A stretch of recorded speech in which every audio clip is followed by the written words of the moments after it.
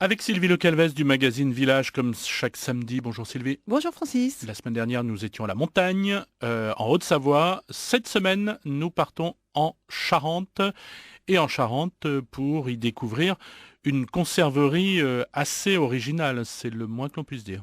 Oui, on va aller à Cressac-Saint-Genis, effectivement, en Charente, rencontrer Fabien Ruscassi, la trentaine, hein, donc jeune, qui était conseiller à la Maison de l'Agriculture biologique, qui arrêtait C'est pas, ingénieur, oui. oui, qui était ingénieur en agriculture, qui finalement un jour s'est dit, mais plutôt que de conseiller tous les futurs chefs d'entreprise, et si moi-même je franchissais le pas, et en 2011, il a créé une conserverie de légumes bio qui proviennent d'une dizaine de maraîchers bio charentais, donc locaux, et ça permet de valoriser les légumes qui soient transformés. Et toute l'année, on peut consommer, manger des produits biologiques. Donc, il fabrique environ 20 000 pots, Oui, c'est pas une mince affaire, hein. 20 000 pots par an, 15 tonnes de légumes transformés, c'est absolument énorme.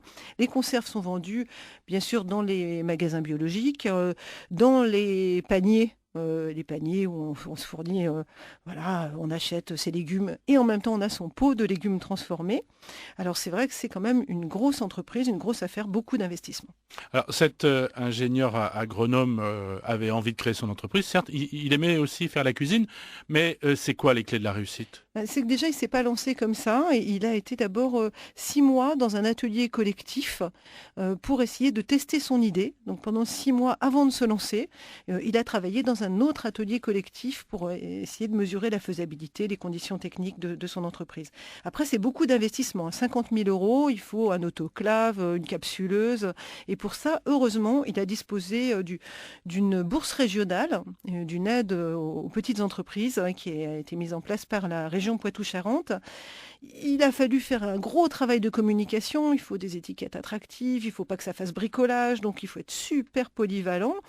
Mais aujourd'hui, ça fonctionne et il a réussi à rentabiliser encore mieux son entreprise en s'associant tout récemment avec un autre cuisinier qui fait des confitures et des jus de fruits. Comme ça, il rentabilise une partie du matériel, c'est moins lourd. Et là, les retombées locales sont évidentes, hein. Il fait travailler un certain nombre de maraîchers bio. Oui, et il permet d'écouler des produits qui sinon seraient sûrement difficiles à la vente. Il met en boîte les légumes locaux. La cocotte gourmande, c'est un article à retrouver dans le numéro 122 du magazine Village. Merci Sylvie. Merci Francis, à la Et puis semaine à la semaine prochaine. prochaine.